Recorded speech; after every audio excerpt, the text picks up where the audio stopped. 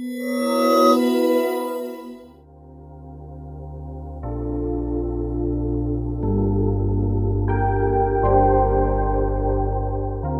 I've been volunteering for 4 years for the drug and alcohol rehab where I was a client. What I am trying to achieve is to get a health and social care level 3 qualification. What Beam have done for me through crowdfunding is they've given me an opportunity to train for this course. So there was one evening that I met a homeless man outside my local tube station, and we had a very nice long conversation, and the thing that really stuck with me was when he told me that he's illiterate. And I very clearly remember when I was walking home after that conversation, I remember thinking, hang on a second, there's no shortage of people like the man I just met who are clearly in need of help. And actually, I don't think there's any shortage of people that want to help. But there is a huge shortage of something that sits in the middle, that makes it safe and easy to help. And for me, that thing must be technology that sits on everyone's smartphone. And that's what we're doing at Beam. We're making it very safe and very easy to directly connect with someone and help them get through training and into work. When they'd actually set up my account and it was actually people funding me, I'd actually told myself that I'll check it like once a month to see how much money, because I was that skeptical that people were going to fund me. It was literally done in 6 days. That was a huge turning point for me as well, and just seeing that it works, and even the messages that people wrote as well, just the support, and you could feel that people were really behind you, you know, wanting you to succeed, you know, and that was just amazing in so many ways.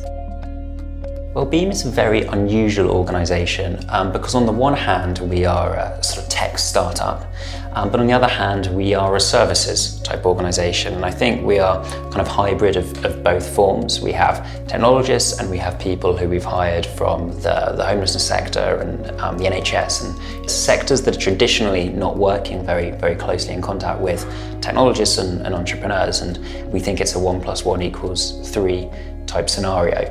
We also work very closely with government, so we're funded by the Mayor of London. We work with more than 10 charities as well. And for us, there's a really important and broader point here, which is that homelessness is a very complex problem, but that if we're going to solve it quickly and scalably and in a way that is affordable for us as a society, we need to collaborate, we need to work together, and we need to play to our strengths. We were interested in the idea that people could have more autonomy over how, when, and what they received in terms of support to move on. There were also some risks that we were interested in understanding better around what is it like to go out on a crowdfunding platform and ask people for money when you're a vulnerable person?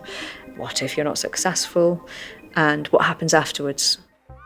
My background isn't tech really, it's managing kind of social care operations, mainly within the world of homeless and rough sleeping services.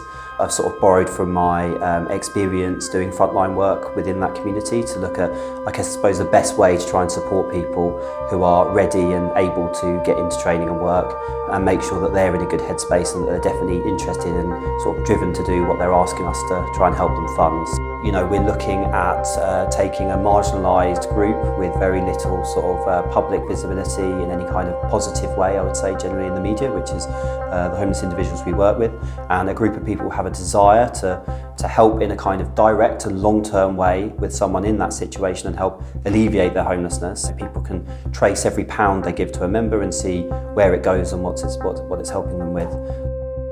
What technology does allow you to do is access kind of large groups of people and scale communities in a way that we've not been able to do. And I think long term, well, that's where we want to take Beam, making it safe and easy to help all sorts of different disadvantaged people. Hopefully that will continue to be supported by programs like Nesta, who see that agenda as important.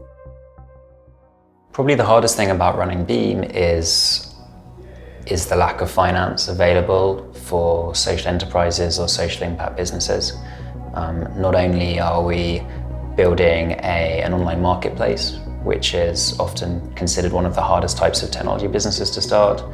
Not only are we building a services organisation working with some of the most complex people in society, but we're also doing that on roughly a 10th or a 20th of the amount of money that a venture capital backed startup would have. We're living off fumes. We've done the whole thing from scratch on less than £100,000. If Beam is financed in the way we think it should be, then the vast majority of challenges we face today become an awful lot smaller. This is a very, very large and complex problem, and I feel that too few people from the technology sector have been working on these problems. And it's not to say that I can fix this alone. You know, you contrast that with getting sushi to your desk in 5 minutes. There's billions of pounds of capital and thousands of people solving that problem. Yeah, this is a problem that I think will take my career and many other people's careers to solve fully. I get messages from family, oh, you're doing really well. You know, I can't believe how far you've come. Keep at it.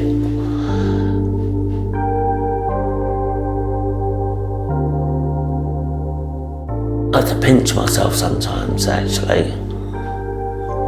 You know, I really do.